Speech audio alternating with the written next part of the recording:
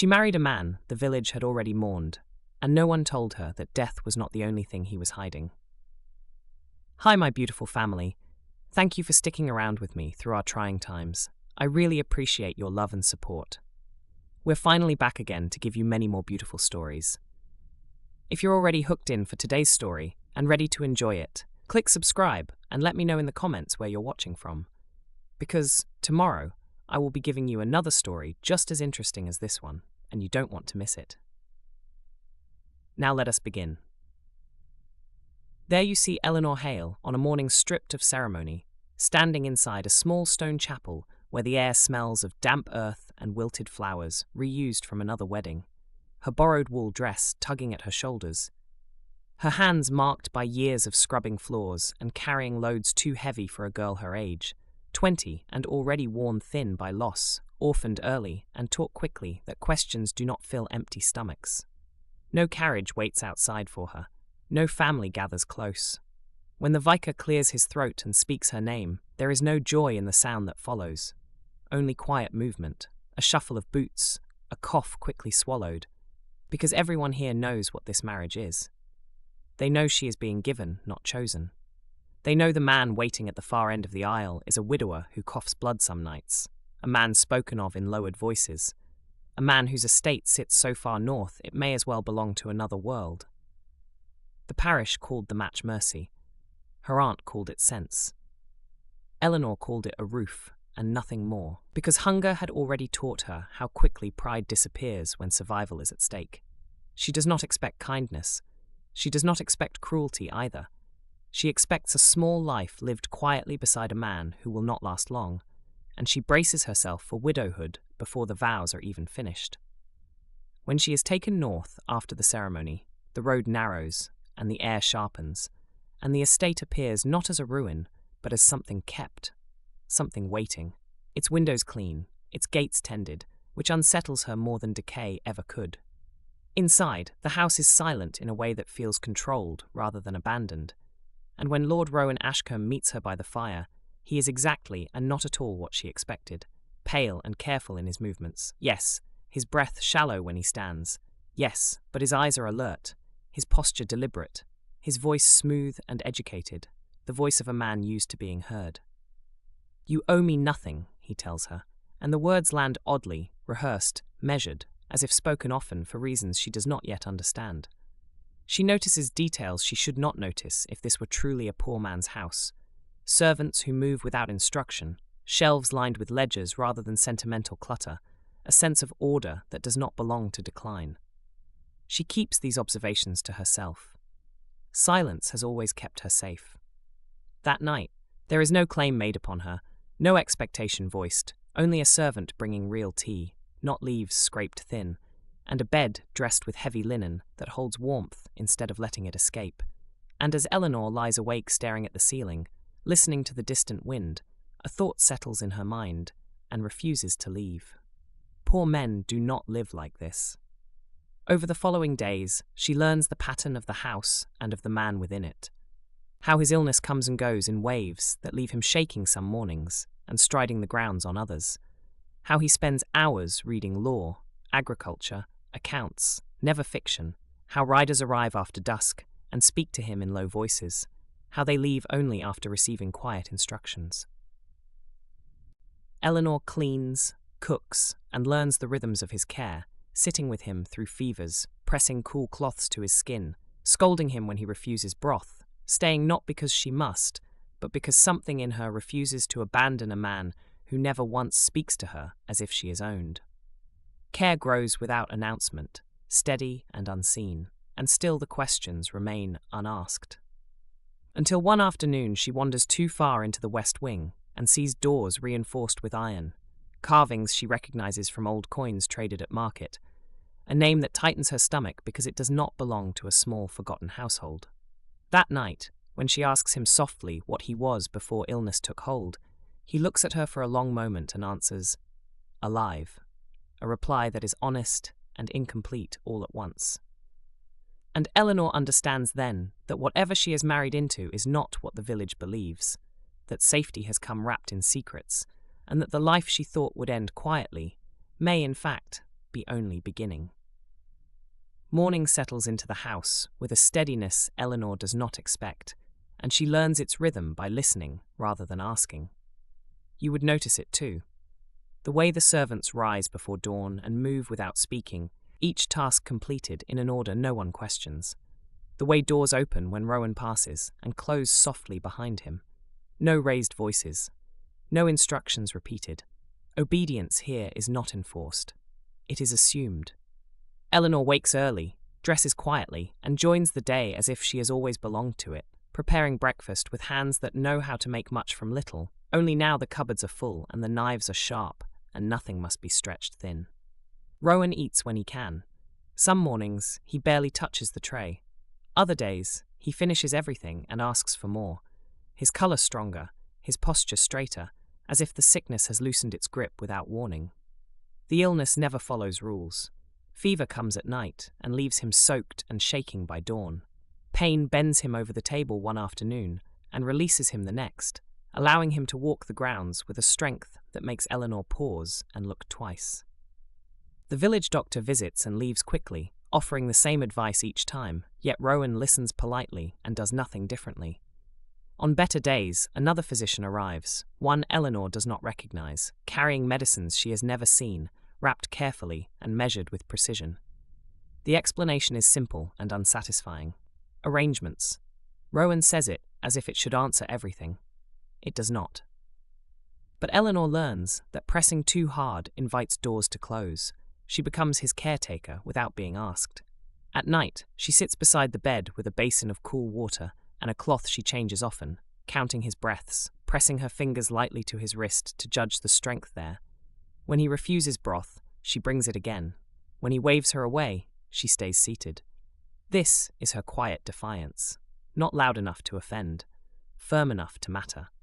She prepares meals that tempt rather than demand, adding herbs she knows soothe the stomach, cutting portions small so pride does not interfere. Rowan notices. He says nothing at first. Then one evening, he thanks her without looking up from the bowl. The words are simple. They matter more than elaborate praise ever could. During the day, when his strength allows, Rowan retreats to his study. Elinor passes the open door often enough to see what fills his hours. Ledgers spread across the desk, figures neat and exact. Letters written in a steady hand, sealed with wax stacked carefully. This is not the work of a man preparing to die. This is the work of someone planning ahead. Riders arrive after dusk, always alone, always gone before morning. They speak to Rowan in low tones and leave with folded papers tucked inside their coats. Elinor serves tea when asked. She lowers her eyes. She listens anyway. You would too. Curiosity grows, not as hunger, but as awareness. One afternoon, with the house quiet and Rowan asleep, Elinor walks farther than she has before. The west wing greets her with stillness, and doors reinforced with iron bands worn smooth by age. Carvings run along the frames. Crests she recognizes from coins passed hand to hand in the market years ago. Ashcombe. Not a small name, not forgotten. Her stomach tightens as she traces the edge of one carving, the realization settling in slowly. This estate is not hidden because it is poor. It is hidden because it is guarded. That evening, she asks her question carefully. She waits until Rowan is seated by the fire, his breathing even, his colour decent. She keeps her voice calm. What were you before your illness? It is not accusation. It is not demand. It is curiosity offered gently. Rowan looks at her for a long moment, the fire reflecting in his eyes. Alive, he says at last. The answer is true. It is also incomplete, and Elinor understands the difference. She nods and does not push. Trust does not grow under pressure. Midway through the night, as she sits beside his bed during another fever, a thought returns and settles with weight.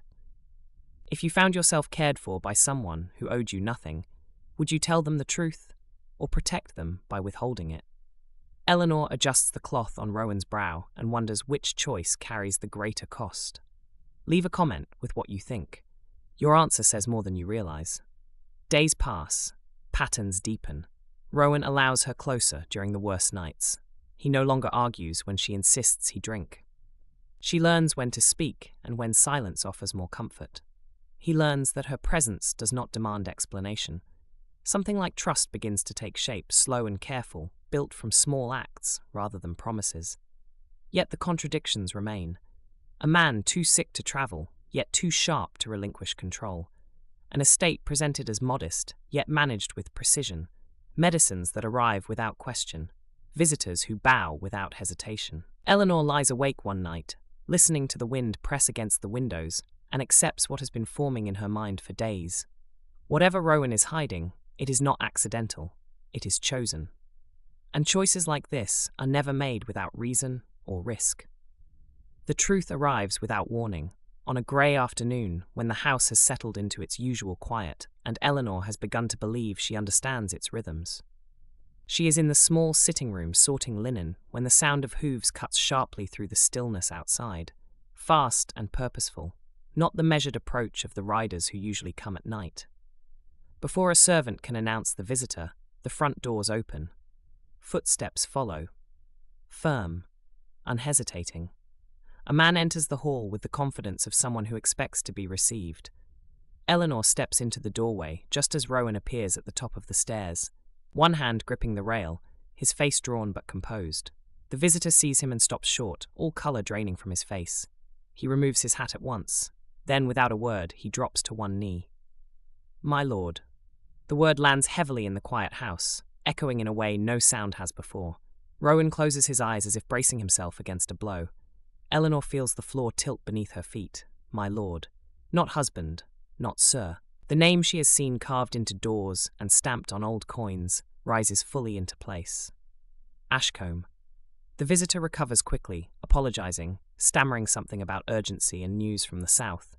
But Elinor hears very little of it. Her thoughts move faster than her breath. Disbelief comes first, sharp and cold. Then betrayal, not loud, but deep. She searches Rowan's face for denial. There is none. When his eyes open again, they meet hers directly, and in them she sees regret, not fear of being discovered, but sorrow at what this discovery might cost. The visitor is dismissed with quiet efficiency, and retreats at once, bowing again before he leaves. Silence fills the space he vacates. Elinor stands very still. A sudden fear grips her, tight and unexpected. Has she been used? Was she chosen because she was poor? Because no one would question her disappearance into this house? Because she would not ask for more? Rowan does not speak until evening. He waits until she has eaten, until the servants have withdrawn, until there is nowhere left to retreat. He sits across from her, shoulders squared with effort, hands folded neatly, as if arranging himself for judgment. You deserve the truth, he says, and for the first time since she has known him, his voice wavers. He tells her his full name, his title, and the life he lived before illness and grief narrowed his world. He speaks of his first wife, bright and fearless, dead because enemies mistook cruelty for leverage. He does not soften the past. Power brought attention, attention brought danger. After her death, he withdrew, changed how he lived, changed how he was seen. The illness came later, real and persistent, a consequence of years spent under strain, not a part of the deception. I hid because it kept people alive, he says quietly, including you. Elinor listens without interruption. The anger she expected does not arrive. Instead, she feels the weight of understanding press in from all sides. The secrets were not meant to elevate him. They were meant to protect. Still, that does not erase the fact that she entered this marriage blind. Rowan knows this. He does not ask forgiveness. He offers something else. You may leave, he says, steady now, prepared for the loss. I will ensure your comfort. Your future will be secure. There will be no obligation to remain my wife. The words are measured, generous, and devastating. Choice has finally been placed in her hands. Elinor looks down at the table between them. She thinks of hunger, of cold mornings, of a house that listens when she speaks. Wealth flickers briefly at the edge of her thoughts and then fades. She raises her eyes again and asks only one question. Are you kind? The simplicity of it seems to surprise him more than any accusation could have. He does not answer quickly. When he does, it is without flourish. I try, he says. The truth of it rings clear. Elinor nods. Then I will stay. Not because of his title, not because of the comfort he offers, because kindness, once recognized, is not easily abandoned. In that moment, the balance shifts. Secrecy gives way to honesty. Obligation loosens its hold. Elinor is no longer a solution accepted in silence. She is a choice made openly. As the evening wears on, she notices how the servants watch her now, careful, attentive. Letters arrive sealed in wax bearing crests she now recognizes. Rowan's illness still lingers, but the care improves. Better physicians, real medicine. Recovery that comes slowly, but truly. Rowan begins to include her in discussions, explaining decisions rather than issuing them. Not as a duty, as preparation. Midway through the days that follow, a thought presses against Elinor's mind, persistent and unsettling. If the truth had not been forced into the open, would she have remained content in ignorance? And now that she knows, what will she do with the power it grants her? What would you do if honesty suddenly placed influence in your hands? Would you accept it or step back from the weight of it? Share your thoughts. They matter more than you think. By the end of the week, Elinor stands at the window overlooking the grounds, the estate unfolding beneath her in orderly lines and hidden strength. The future ahead is not the one she imagined when she stood in the chapel with borrowed flowers and tired hands. It is larger, riskier, filled with choices she never expected to make. And she understands, with a clarity that steadies her rather than frightens her, that she now holds something far more powerful than safety. She holds agency. Elinor does not wake the next morning as a different person, but the house responds to her as if she might be. The change is quiet and unmistakable. Servants who once avoided her eyes now pause to ask for direction. Letters addressed to Rowan arrive bearing additional names, inquiries marked for her attention. The physicians change as well. Men of reputation come and go with careful notes and precise instructions, bringing medicines measured properly instead of guessed at. Rowan's colour improves slowly, the hollow beneath his eyes easing, his steps growing steadier with each passing week. The illness does not vanish, but it loosens its hold, enough that hope becomes reasonable rather than foolish. With recovery comes work. Rowan invites Elinor into his study not as a courtesy, but as a necessity. He spreads ledgers across the desk and explains the structure of the estate, how rents are calculated, how debts accumulate, how promises made carelessly can break entire villages. Elinor listens. She asks questions that cut cleanly to the heart of things. What happens when crops fail? Who decides which repairs are delayed? Why do some tenants carry debts older than their children? Rowan answers each one. He does not patronize. He prepares. Political awareness follows naturally. Names of families, old alliances, quiet rivalries. Power here is not loud. It is persistent. Elinor learns quickly, not because she is eager to impress, but because listening has always been her strength. She walks the grounds and speaks with workers directly, asking after their tools, their families, their needs. She makes small changes first, adjusts schedules to avoid needless strain, approves repairs that prevent loss rather than respond to it, eases payments during lean weeks. None of it is dramatic. All of it matters. The workers notice.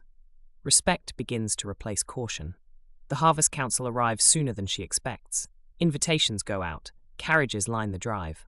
Elinor stands beside Rowan as he greets the assembled landowners, her back straight, her hands steady. Whispers ripple through the crowd. The poor girl, the unexpected wife, the sick Marquess. Curiosity sharpens into judgment. When the council convenes, a man across the table voices what many are thinking. She has no standing, he says coolly, eyes fixed on Elinor. The room stills. Rowan does not hesitate. She has more standing than any man who mistakes birth for merit, he replies, his voice calm, certain. Silence follows, thick and absolute. Elinor feels it then. Not triumph. Recognition. As discussions continue, she speaks when it matters. Not often. Not to dominate. She raises concerns about tenant strain during winter months, suggests adjustments supported by figures Rowan has already reviewed. Heads turn, pens pause. Her words are measured, grounded in reality rather than sentiment. By the end of the meeting, questions are directed to her as often as to Rowan. When the council adjourns, respect lingers where pity once stood. That evening, as the estate settles back into quiet, Elinor walks the corridors with a new understanding. She belongs here, not because of marriage, because of contribution. And slowly, unmistakably, others are beginning to see it too. Mornings at the estate had a gentle rhythm now, one that required no announcements, no frantic movements. The sunlight spilled across the drawing room floor, dust motes drifting lazily in its warmth. Elinor moved between the rooms with quiet purpose, carrying a tray of tea for Rowan, who was already seated by the window with the day's letters. Their life had settled into a harmony neither had expected, a partnership forged in necessity and hardened by choice. Decisions were no longer a matter of command. They were discussions, negotiations, shared responsibilities that respected both their judgment. When the tenants came with requests or complaints, Rowan listened. And Elinor guided, her insight shaping the estate's operations with subtle, practical wisdom. Fair leases were established, debts were repaid, and the village school, long neglected, was funded and equipped. Every action left its mark, a visible proof of their care. Rowan watched her sometimes and felt a pride that was deeper than relief. He had once feared that wealth could never teach a man humility or gratitude, yet here he was, humbled daily by the steadiness of her judgment. Where he had once been impatient, he now lingered over letters, discussing solutions instead of issuing orders. Where he had once measured life in ambition alone, he now measured it in shared contentment. The transformation was slow, almost imperceptible, until he realized he could not imagine a day without her presence beside him. Their companionship was quiet, full of small gestures that carried immense weight. A hand laid over his during supper. A soft word whispered when a decision weighed too heavily. Rowan learned to see the world through Elinor's eyes, and in doing so, he discovered a patience he had never known. It was not weakness, but an awareness, a strength that could guide wealth and power with kindness rather than fear. One evening, as autumn winds rattled the trees along the avenue, Rowan paused in the library doorway, watching Elinor arrange the books she had rescued from the damp cellar. She looked up and smiled, a soft light in her eyes that made his chest ache. "You've built something good here," he said simply, his voice unadorned by ceremony or pride. Elinor's lips curved, a mixture of amusement and affection. "We built it," she corrected. "Not given, we earned it together." He crossed the room and took her hand. The confession was quiet, yet it carried the weight of everything unspoken between them. "I've admired you from the moment you stepped into my life," he said. "Not for what you brought, but for who you are. You've made this house, this life, something I never dared imagine." Tears glimmered at the corners of her eyes, and for once, Elinor let herself feel the fullness of it all, the relief, the pride, the love she had carefully measured and contained. "And I've chosen you," she whispered. "Every day, in every decision, because I see the man you've become, and I love him." It was a confession without ceremony, without expectation, just truth. Rowan leaned down, brushing his lips to hers, a gesture that sealed more than romance. It sealed survival, resilience, and the conscious choice that had bound them. Hunger had once defined their lives, hunger for survival, for safety, for opportunity. Now, abundance did not soften them, but affirmed their journey. Their love was rooted in respect, their power guided by thoughtfulness rather than vanity. Days passed with the ease of those who had finally learned the measure of life. They walked the grounds, hand in hand, discussing repairs, basustral, lending guidance, observing the tenants. Laughter found its place again, the simple, easy laughter of shared understanding. Rowan's admiration grew daily, mirrored in Elinor's own quiet pride at the estate's flourishing, at the respect they had earned together. And when the sun dipped below the horizon, Elinor would pause at the highest terrace, looking over the land that once seemed impossible to tame. She was not a poor girl rescued. She was a woman who had built a life, a legacy, a love that had been chosen and nurtured every single day. Here, in the house and the fields and the laughter that drifted from its walls, she felt it fully, the satisfaction of what was built, not given. Thank you for watching this story to the end. If you enjoyed this story, you will surely love the next one. It's as interesting and more intriguing as you can ever imagine. So do check it out. Click on the image showing on your screen right now to watch the next one.